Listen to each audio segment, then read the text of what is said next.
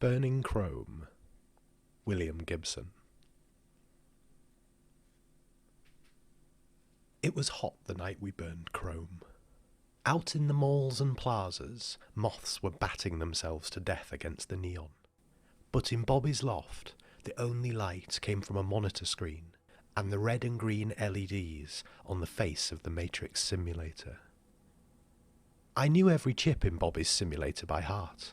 It looked like your Workaday Ono Sendai 7, the Cyberspace 7.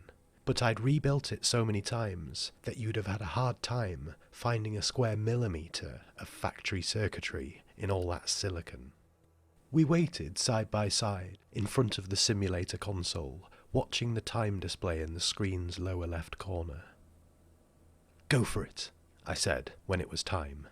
But Bobby was already there, leaning forward to drive the Russian program into its slot with the heel of his hand. He did it with the tight grace of a kid slamming change into an arcade game, sure of winning and ready to pull down a string of free games.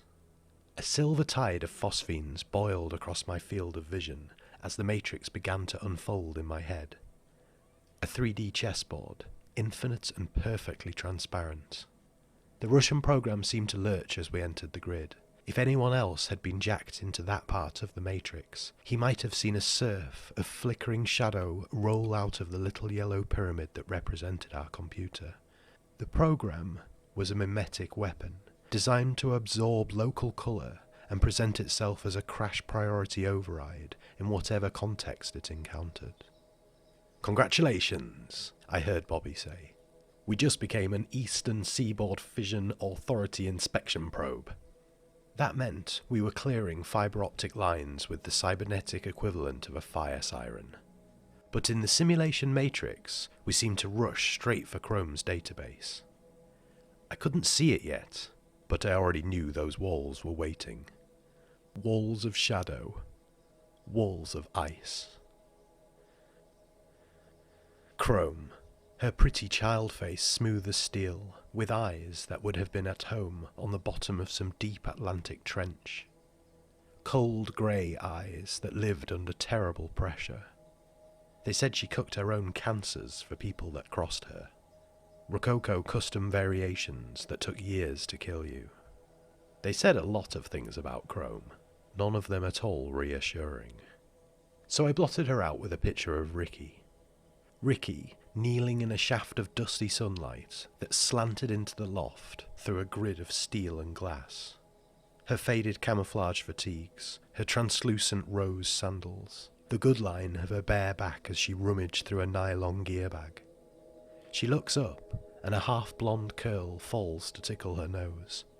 Smiling, buttoning an old shirt of Bobby's, frayed khaki cotton drawn across her breasts. She smiles. "Son of a bitch," said Bobby. "We just told Chrome we're an IRS audit, and 3 Supreme Court subpoenas. Hang on to your ass, Jack." So long, Ricky. Maybe now I see you never, and dark, so dark in the holes of Chrome's ice. Bobby was a cowboy, and ice was the nature of his game. Ice, intrusion, countermeasures, electronics. The Matrix is an abstract representation of the relationships between data systems. Legitimate programmers jack into their employer's sector of the Matrix and find themselves surrounded by bright geometrics representing the corporate data. Towers and fields of it ranged in the colourless non-space of the simulation matrix. The electronic consensus hallucination that facilitates the handling and exchange of massive quantities of data. Legitimate programmers never see the walls of ice they work behind, the walls of shadow that screen their operations from others, from industrial espionage artists and hustlers like Bobby Quinn. Bobby was a cowboy. Bobby was a cracksman, a burglar, casing mankind's electronic nervous system, rustling data and credit in the crowded matrix, monochrome non-space, where the only stars are dense concentrations of information, and high above it all bum corporate galaxies and the cold spiral arms of military systems. Bobby was another one of those young, old faces you see drinking in the Gentleman Loser, the chic bar for computer cowboys, rustlers, cybernetic second-storymen. We were partners. Bobby Quinn and Automatic Jack. Bobby's the thin, pale dude with the dark glasses, and Jack's the mean-looking guy with the me-electric arm. Bobby's software and Jack's hard. Bobby punches console and Jack runs down all the little things that can give you an edge. Or anyway, that's what the scene watchers in The Gentleman's Loser would have told you before Bobby decided to burn Chrome. But they also might have told you that Bobby was losing his edge, slowing down. He was 28, Bobby, and that's old for a console cowboy. Both of us were good at what we did, but somehow that one big score just wouldn't come down for us. I knew where to go for all the right gear, and Bobby had all his licks down pat. He'd sit back, with a white terry sweatband across his forehead, and whip moves on those keyboards faster than you could follow, punching his way through some of the fanciest ice in the business. But that was when something happened that managed to get him totally wired, and that didn't happen often. Not highly motivated, Bobby, and I, was the kind of guy who's happy to have the rent covered and a clean shirt to wear. But Bobby had this thing for girls. Like they were his private tarot or something, the way he'd get himself moving. We never talked about it, but when it started to look like he was losing his touch that summer, he started to spend more time in The Gentleman Loser. He'd sit at a table by the open doors and watch the crowd slide by. Nights when the bugs were at the neon, and the air smelled of perfume and fast food. You could see his sunglasses scanning those faces as they passed, and he must have decided that Ricky's was the one he was waiting for, the wild card and the luck changer, the new one. I went to New York to check out the market, to see what was available in hot software.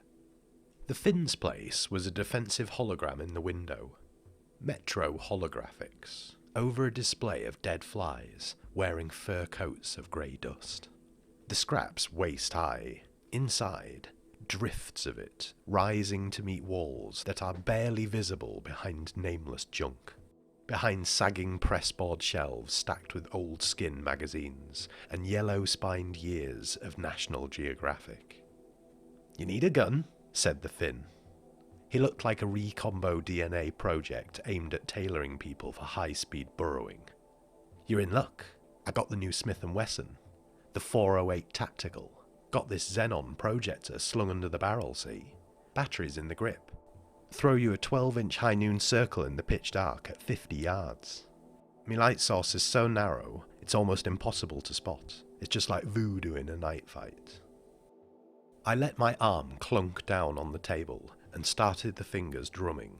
The servos in the hand began whining like overworked mosquitoes. I knew that the Finn really hated the sound. "You looking to pawn that?" He prodded the Duralumin wrist joint with the chewed shaft of a felt-tip pen. "Maybe get yourself something a little quieter." I kept it up. "I don't need any guns, Finn." "Okay," he said, "okay." And I quit drumming. "I only got this one item, and I don't even know what it is." He looked unhappy. "I got it off these bridge and tunnel kids from Jersey last week." "So when'd you buy anything you don't know what it was, Finn?" "Wise ass." And he passed me a transparent mailer with something in it that looked like an audio cassette through the bubble padding. "They had a passport," he said. "They had credit cards and a watch. And that." "They had the contents of somebody's pocket, you mean?" He nodded. "The passport was Belgian. It was also bogus, looked to me, so I put it in the furnace, put the cards in with it. The watch was okay, a Porsche. Nice watch." It was obviously some kind of plug-in military program. Out of the mailer, it looked like a magazine of a small assault rifle, coated with non-reflective black plastic. ME edges and corners showed bright metal. It had been knocked around for a while. "I'll give you a bargain on it, Jack, for old time's sake." I had to smile at that. Getting a bargain from the Finn was like God repealing the law of gravity when you have to carry a heavy suitcase down 10 blocks of airport corridor. Looks Russian to me, I said. Probably the emergency sewage controls for some Leningrad suburb. Just what I need. You know, said the Finn, I got a pair of shoes older than you are. Sometimes I think you got about as much class as those yahoos from Jersey. What do you want me to tell you? It's the keys to the Kremlin? You figure out what the goddamn thing is. Me? I just sell stuff. I bought it. Bodiless, we swerve into Chrome's castle of ice. And we're fast. Fast. It feels like we're surfing the crest of the invading program, hanging 10 above the seething glitch systems as they mutate. We are sentient patches of oil swept along down corridors of shadow. Somewhere we have bodies, very far away, in a crowded loft, roofed with steel and glass. Somewhere we have microseconds, maybe time left to pull out. We've crashed her gates, disguised as an audit and 3 subpoenas, but her defences are specially geared to cope with that kind of official intrusion. Her most sophisticated ICE is structured to fend off warrants, writs, subpoenas. When we breached the first gate, the bulk of her data vanished behind core command ICE. These walls we see as leagues of corridor, mazes of shadow. 5 separate landlines spurted Mayday signals to law firms, but the virus had already taken over the perimeter ICE. The glitch systems gobble the distress calls as our mimetic subprograms scan anything that hasn't been blanked by core command. The Russian program lifts a Tokyo number from the unscreened data, choosing it for frequency of calls, average length of calls, the speed with which Chrome returned to those calls. Okay, says Bobby. We're an incoming scrambler call from a pal of hers in Japan. Matt should help. Ride 'em, cowboy. Bobby read his future in women. His girls were omens, changes in the weather, and he'd sit all night in the Gentleman Loser, waiting for the season to lay a new face down in front of him like a card. I was working late in the loft one night, shaving down a chip, my arm off, and the little Waldo jacked straight into the stump.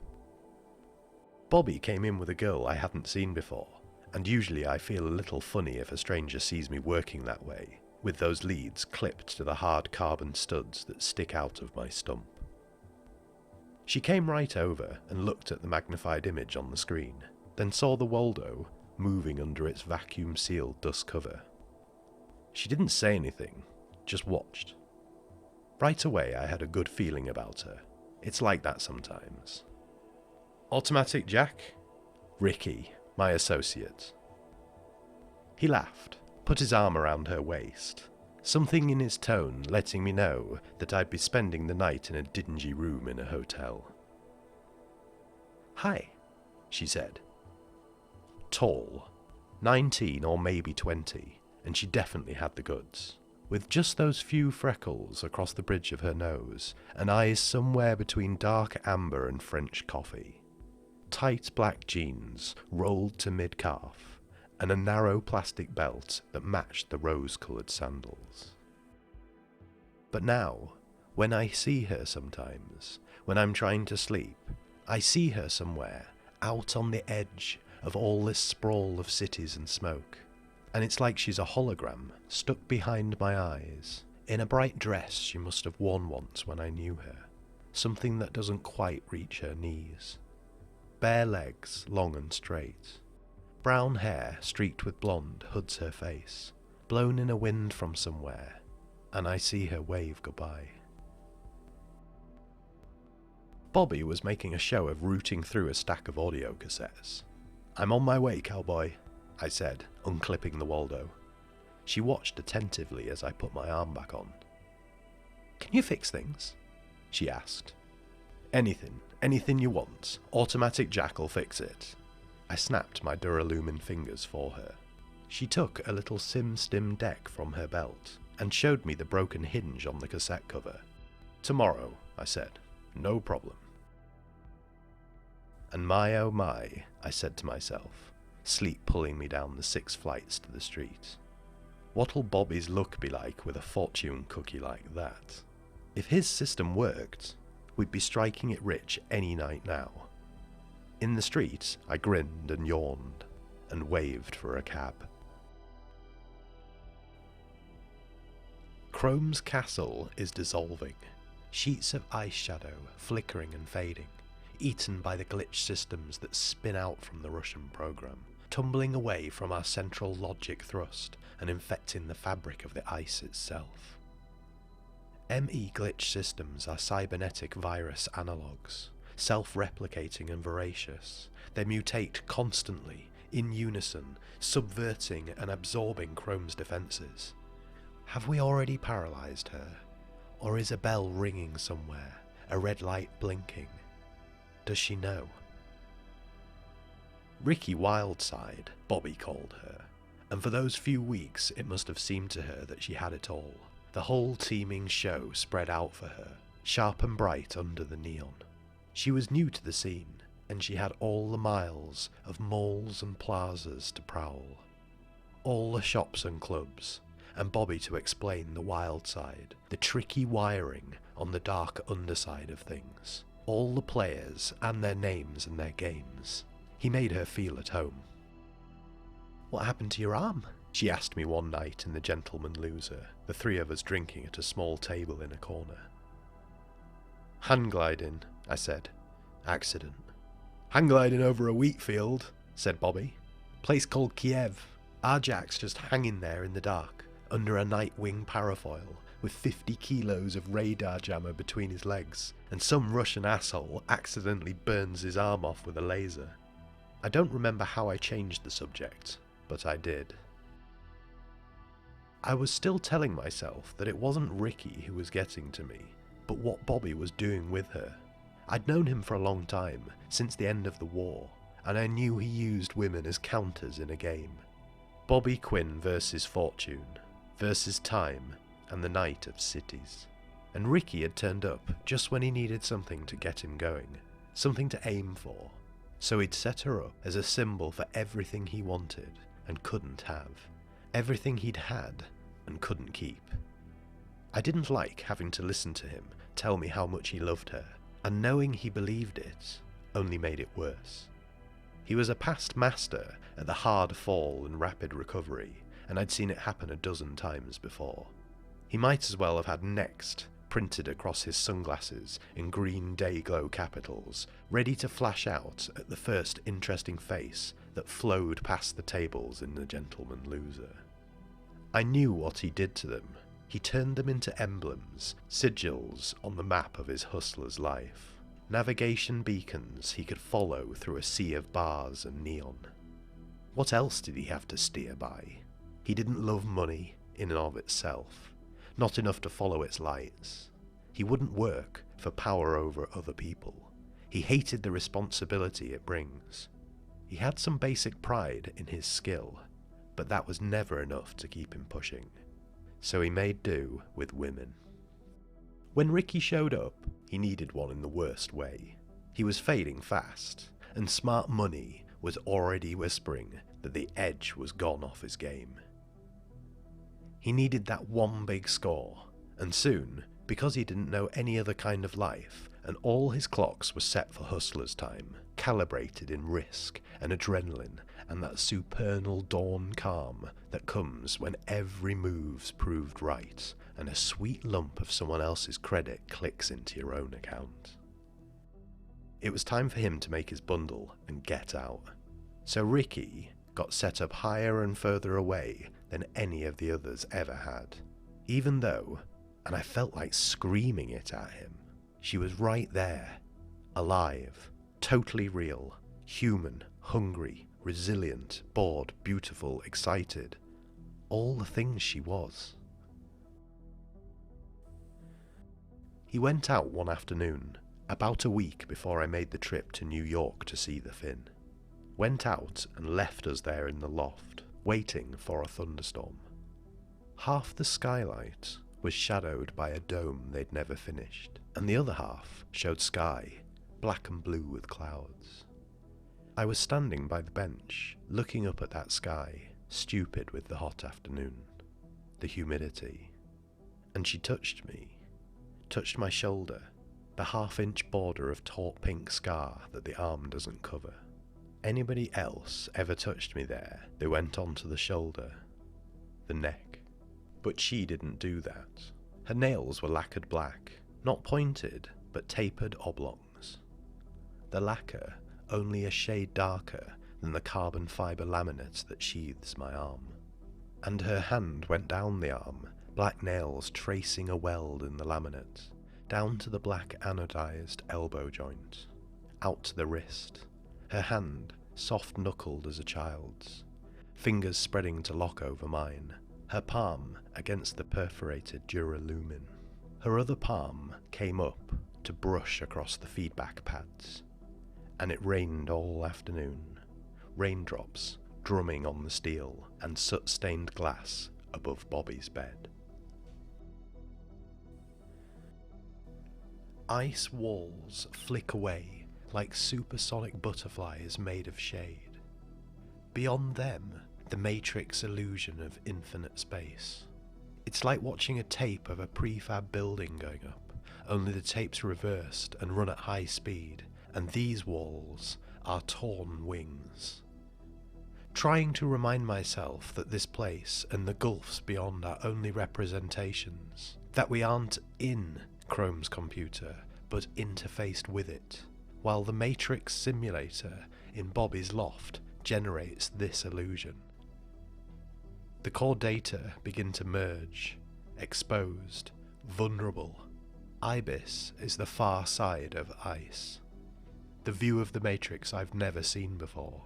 The view that 15 million legitimate console operators see daily and take for granted.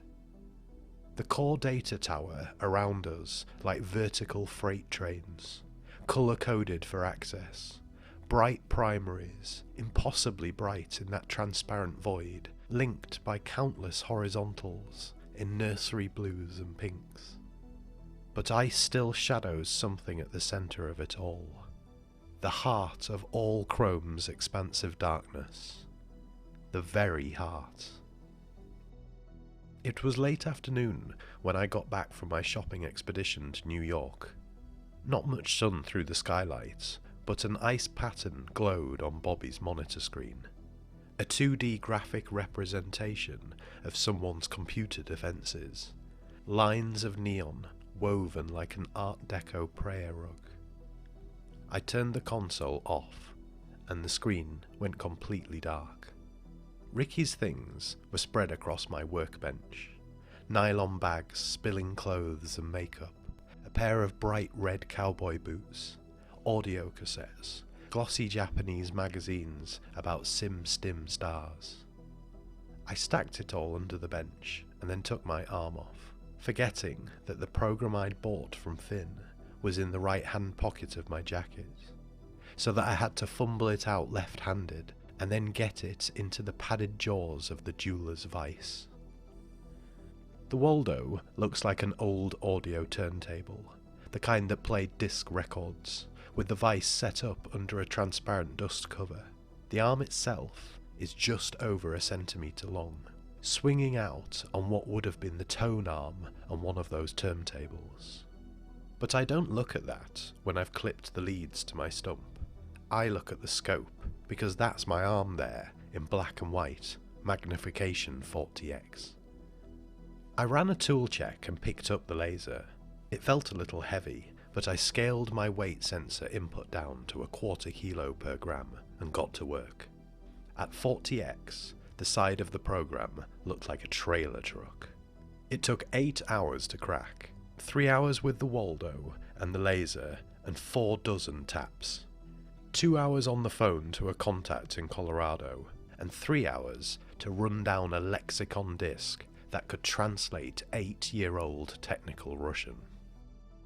Then Cyrillic alphanumerics started reeling down the monitor, twisting themselves into English halfway down. There were a lot of gaps, where the lexicon ran up against specialised military acronyms in the readout I'd bought from my man in Colorado, but it did give me some idea of what I'd bought from Finn. I felt like a punk who'd gone out to buy a switchblade and come home with a small neutron bomb. Screwed again, I thought. What good's a neutron bomb in a street fight? The thing under the dust cover was right out of my league. I didn't even know where to unload it, where to look for a buyer. Someone had, but he was dead. Someone with a Porsche watch and a fake Belgian passport, but I'd never tried to move in those circles.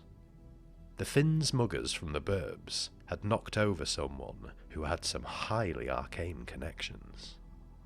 The program in the Jeweler's Vice was a Russian military icebreaker, a serial virus program. It was dawn when Bobby came in alone. I'd fallen asleep with a bag of takeout sandwiches in my lap. "You want to eat?" I asked him, not really awake, holding out my sandwiches. I'd been dreaming of the program, of its waves of hungry glitch systems and mimetic subprograms. In the dream, I was an animal of some kind, shapeless and flowing. He brushed the bag aside on his way to the console, punched a function key. The screen lit with the intricate pattern I'd seen there that afternoon. I rubbed sleep from my eyes with my left hand, one thing I can't do with my right. I'd fallen asleep trying to decide whether to tell him about the program. Maybe I should try to sell it alone, keep the money, go somewhere new, ask Ricky to go with me.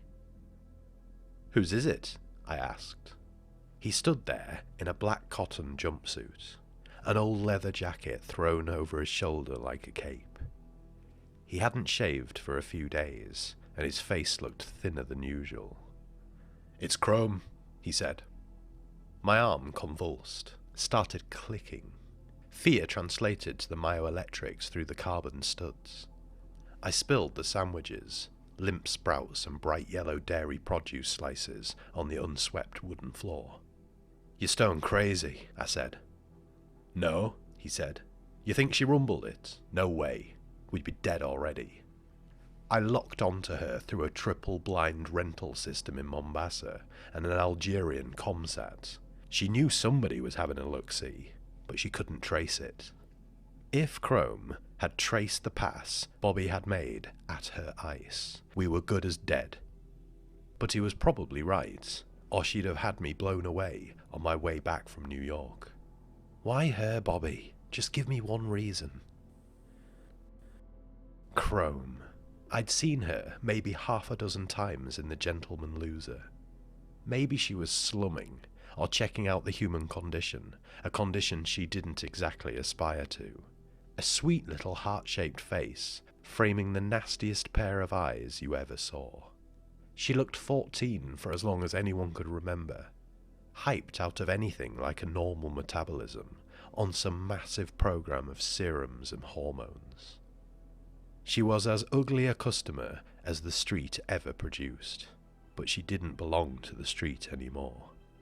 She was one of the boys, Chrome, a member in good standing of the local mob subsidiary.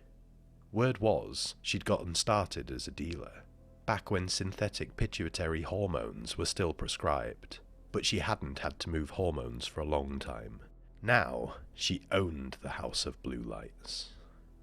"You're flat out crazy, Quinn. You give me one sane reason for having that stuff on your screen. You ought to dump it, and I mean now." "Talking the loser," he said, shrugging out of the leather jacket.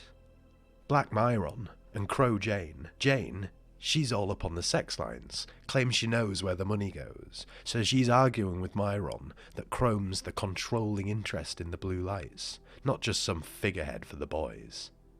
"The boys, Bobby," I said. "That's the operative word there. You still capable of seeing that? We don't mess with the boys, remember? That's why we're still walking around." "That's why we're still poor, partner." He settled back into the swivel chair in front of the console, unzipped his jumpsuit, and scratched his skinny white chest. "But maybe not for much longer. I think maybe this partnership just got itself permanently dissolved." Then he grinned at me. That grin was truly crazy, feral and focused, and I knew right then that he really didn't give a shit about dying. "Look," I said, "I've got some money left, you know. Why don't you take it and get the tube to Miami? Catch a hopper to Montego Bay. You need rest, man. You gotta get your act together." "My act, Jack," he said, punching something on the keyboard. "Never has been this together before." The neon prayer rug on the screen shivered and woke as an animation cut in.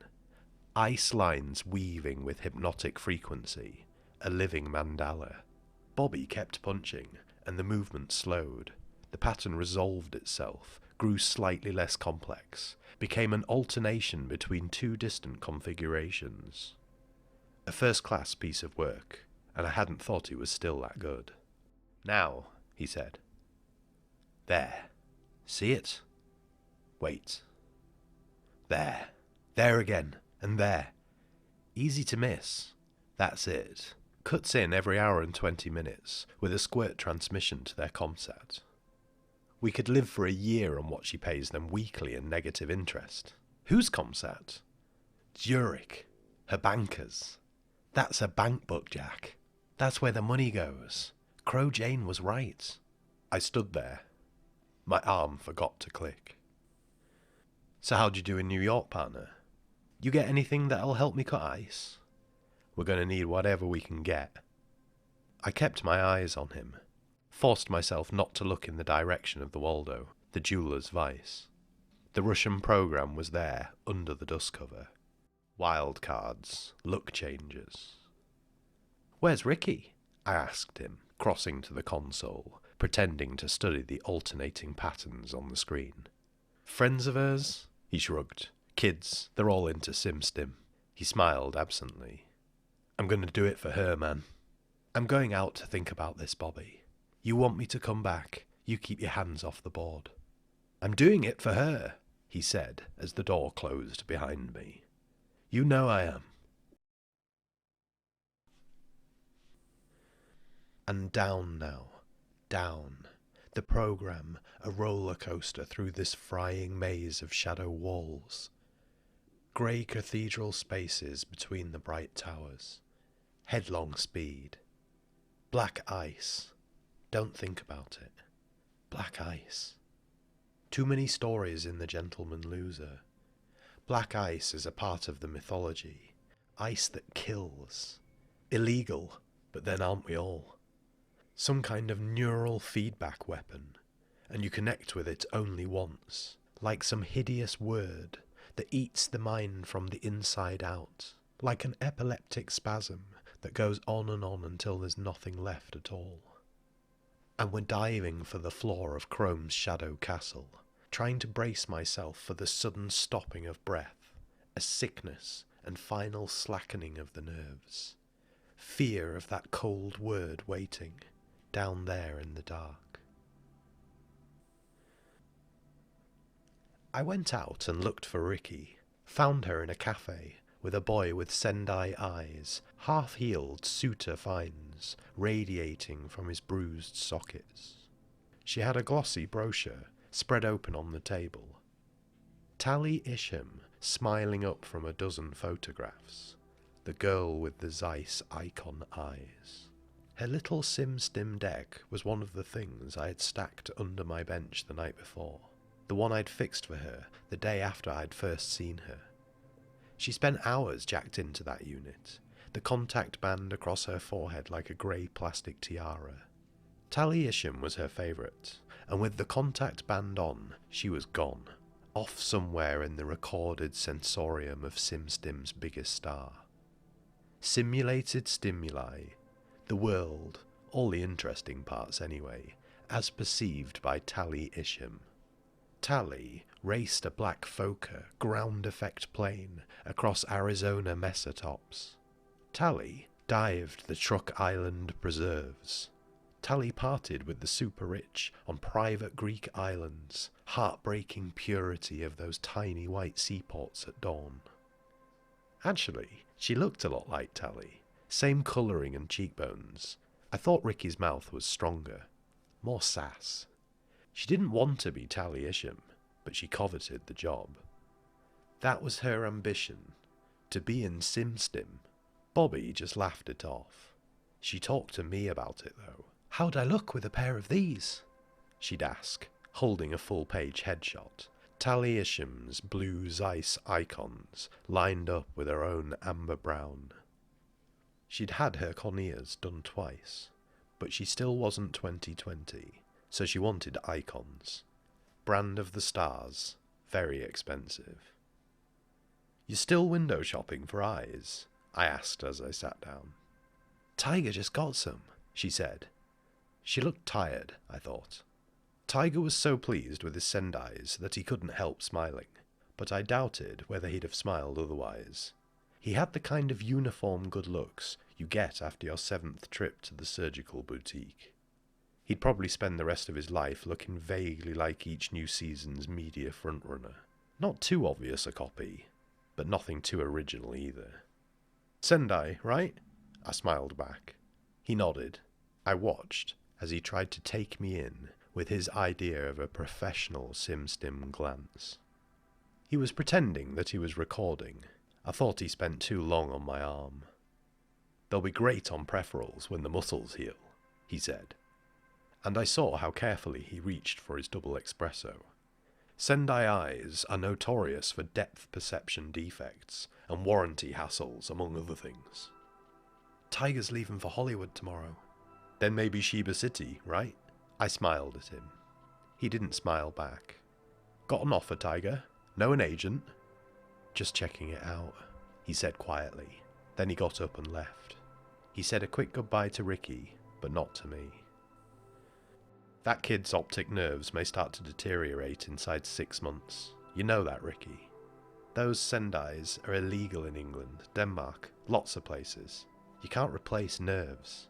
"Hey Jack, no lectures." She stole one of my croissants and nibbled at the tip of one of its horns. "I thought I was your advisor, kid." "Yeah, well, Tiger's not too swift, but everybody knows about Sendais. They're all he can afford, so he's taking a chance. If he gets work, he can replace them." With these, I tapped the Zeiss icon brochure. "Lots of money, Ricky. You know better than to take a gamble like that." She nodded. "I want icons. If you're going up to Bobby's, tell him to sit tight until he hears from me." "Sure, it's business." "Business," I said, but it was craziness. I drank my coffee, and she ate both my croissants. Then I walked her down to Bobby's. I made 15 calls, each one from a different payphone. Business. Bad craziness. All in all, it took us 6 weeks to set the burn up. 6 weeks of Bobby telling me how much he loved her. I worked even harder trying to get away from that. Most of it was phone calls. My 15 initial and very oblique inquiries each seemed to breed 15 more. I was looking for a certain service Bobby and I both imagined as a requisite part of the world's clandestine economy, but which probably never had more than 5 customers at a time. It would be one that never advertised. We were looking for the world's heaviest fence, for a non-aligned money laundry, capable of dry cleaning a megabuck online, cash transfer, and then forgetting about it. All those calls were a waste. Finally, because it was the Finn who put me on to what we needed, I'd gone up to New York to buy a new black box rig, because we were going broke paying for all those calls. I put the problem to him as hypothetically as possible. "Macau," he said. "Macau?" "The Longham family, stockbrokers." He even had the number. "You want a fence? Ask another fence." The Longham people were so oblique that they made my idea of a subtle approach look like a tactical nuke-out. Bobby had to make 2 shuttle runs to Hong Kong to get the deal straight.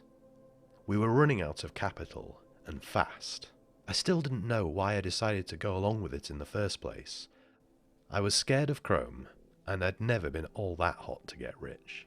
I tried telling myself that it was a good idea to bum the House of Blue Lights, because the place was a creep joint. But I just couldn't buy it. I didn't like the blue lights because I'd spent a supremely depressing evening there once, but that was no excuse for going after Chrome. Actually, I halfway assumed we were going to die in the attempt. Even with that killer program, the odds weren't exactly in our favour. Bobby was lost in writing the set of commands we were going to plug into the dead centre of Chrome's computer. Matt was going to be my job, because Bobby was going to have his hands full trying to keep the Russian program from going straight for the kill.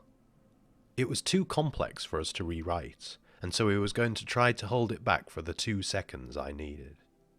I made a deal with a street fighter named Miles. He was going to follow Ricky the night of the bum, keep her in sight, and phone me at a certain time. If I wasn't there, or didn't answer in just a certain way, I told him to grab her and put her on the first tube out. I gave him an envelope to give her, money, and a note.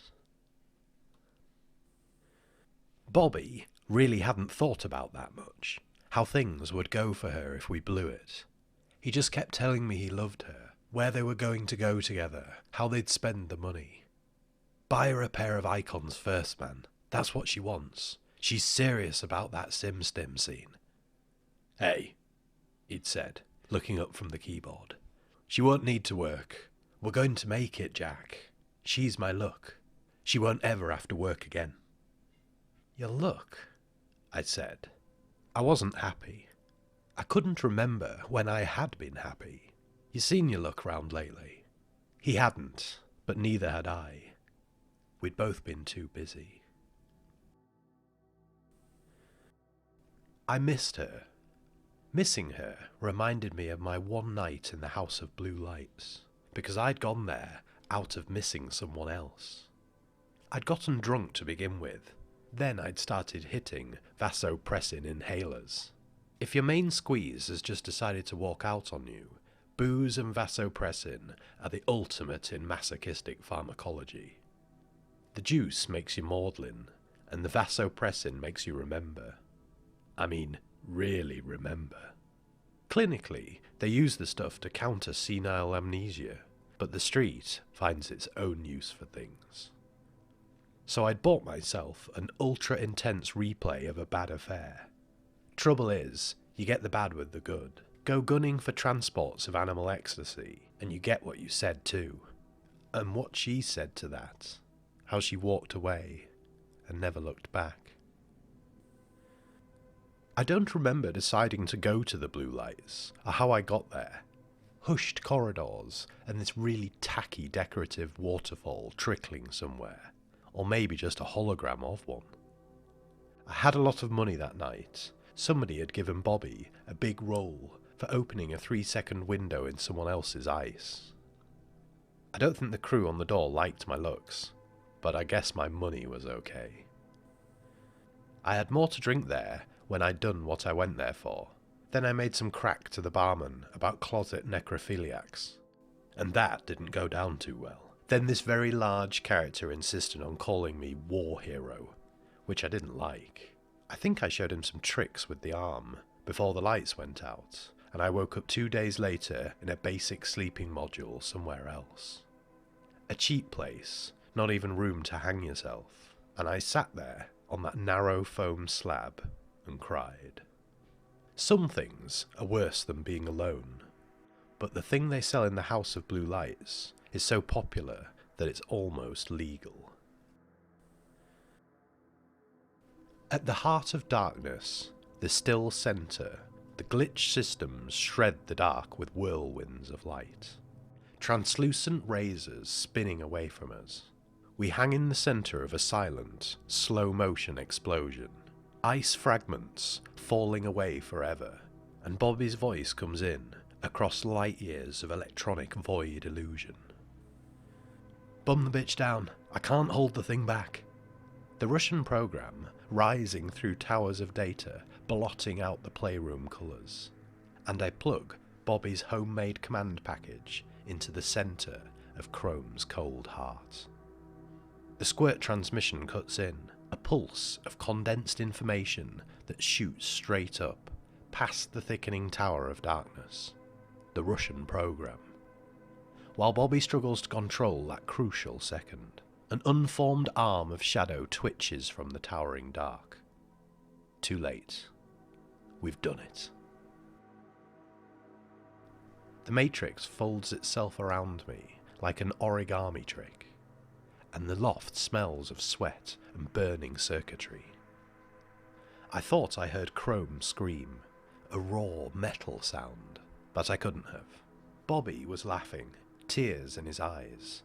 The elapsed time figure in the corner of the monitor read 7:24:05. The burn had taken a little under 8 minutes, and I saw that the Russian program had melted in its slot. We'd given the bulk of Chrome's Zurich account to a dozen world charities. There was too much there to move, and we knew we had to break her, burn her straight down, or she might come after us. We took less than 10% for ourselves, and shot it through the long hum set up in Macau. They took 60% of that for themselves, and kicked what was left back to us through the most convoluted sector of the Hong Kong exchange. It took an hour before our money started to reach the 2 accounts we'd opened in Zurich. I watched zeros pile up behind a meaningless figure on the monitor. I was rich. Then the phone rang. It was Miles. I almost blew the code phrase. "Hey Jack, man, I dunno, what's it all about with this girl of yours? Kind of funny thing here." "What? Tell me." "I've been on her, like you said, tight but out of sight. She goes to the loser, hangs out, then she gets a tube.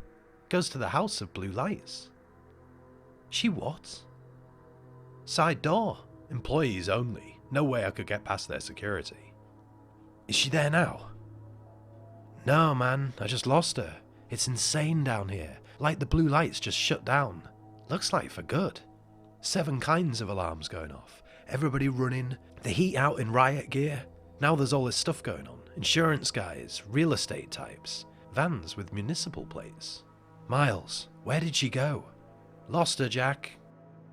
"Look, Miles, you keep the money in the envelope, right?" "You serious? Hey, I'm real sorry." I hung up. "Wait till we tell her," Bobby was saying, rubbing a towel across his bare chest. "You tell her yourself, cowboy. I'm going for a walk." So I went out into the night and the neon, and let the crowd pull me along, walking blind, willing myself to be just a segment of that mass organism. Just one more drifting chip of consciousness under the geodesics. I didn't think, just put one foot in front of another, but after a while I did think, and it all made sense. She needed the money. I thought about Chrome too, that we'd killed her, murdered her as surely as if we'd slit her throat. The night that carried me along the malls and the plazas would be hunting her now, and she had nowhere to go. How many enemies would she have in this crowd alone?